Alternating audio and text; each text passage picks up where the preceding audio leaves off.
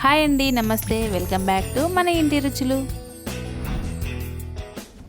ఈరోజు మన వీడియోలో మిల్ మేకర్ను అటుకులతో కలిపి బ్రేక్ఫాస్ట్గానైనా స్నాక్స్గానైనా చేసుకునే ఒక మంచి హెల్దీ రెసిపీని చూద్దాము.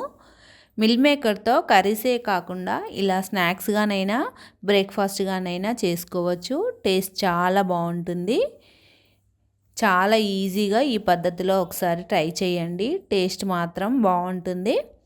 ముందుగా ఇలా ఒక బౌల్ తీసుకొని ఇందులోకి 1 కప్పు లావుగా ఉన్న అటుకులను వేసుకోవాలి.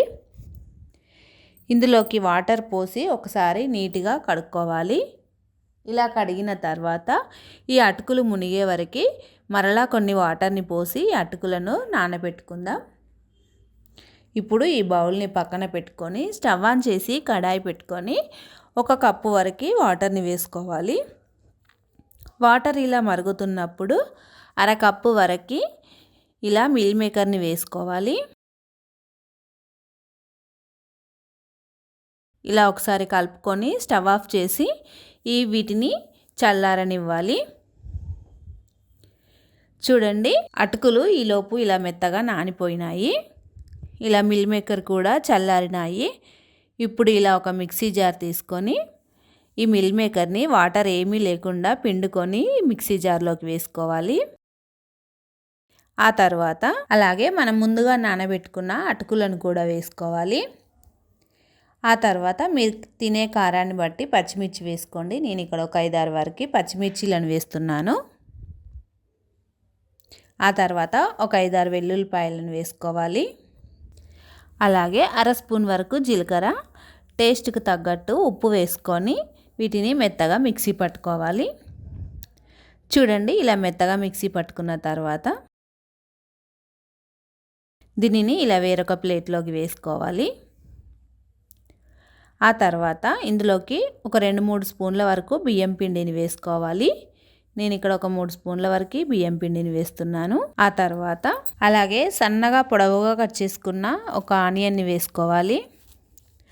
ఒక 2-3 స్పూన్ల వరకు పల్లీలను కాస్త ఇలా దంచి వేసుకోండి కచ్చాపచ్చాగా. అలాగే 1 స్పూన్ వరకు నువ్వులను కూడా వేసుకోవాలి. ఆ తర్వాత కొద్దిగా కరివేపాకు,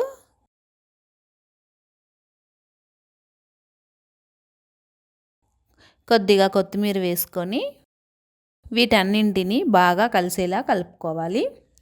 ఇందులోకి ఇంకా వాటర్ ఏమీ యాడ్ చేయాల్సిన అవసరం లేదు. మనం నానబెట్టుకున్న మిల్ మేకరు అటుకులలో ఉండే వాటరే సరిపోతాయి. మీకు ఈ పిండి కన్సిస్టెన్సీ అనేది ఇలా కాస్త లూజ్గా అనిపిస్తే మరలా కొంచెం బియ్యం పిండిని వేసి కలుపుకోండి. చూడండి, ఇలా పిండి అనేది ఈ విధంగా కలుపుకోవాలి. ఇలా ముద్దలా బాగా కలుపుకున్న తర్వాత ఇలా ఒక ప్యాన్ తీసుకొని కొద్దిగా ఆయిల్ రాసుకోవాలి.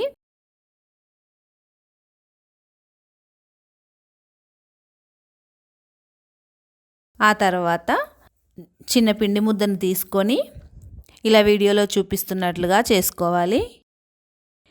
ఇలా అంతా రొట్టెలాగా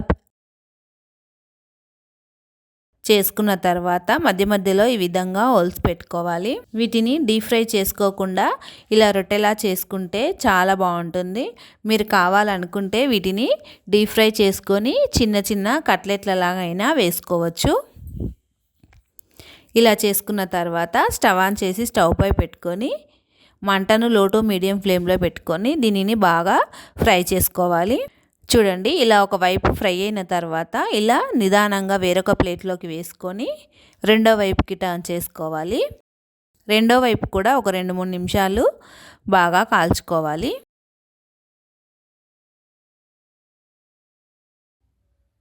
చూడండి, ఇలా రెండు వైపులా కూడా బాగా కాలిన తర్వాత దీనిని ఇలా వేరొక ప్లేట్లోకి తీసేసుకోవాలి. ఇదే విధంగా మిగతా పిండిని కూడా చేసుకోవాలి. అంతే అండి, ఎంతో టేస్టీగా ఉండే ఈ రెసిపీ మీకు నచ్చితే మీ ఫ్యామిలీ అండ్ ఫ్రెండ్స్కి షేర్ చేసి మన ఛానల్ని సబ్స్క్రైబ్ చేసుకోండి. Thank you for watching.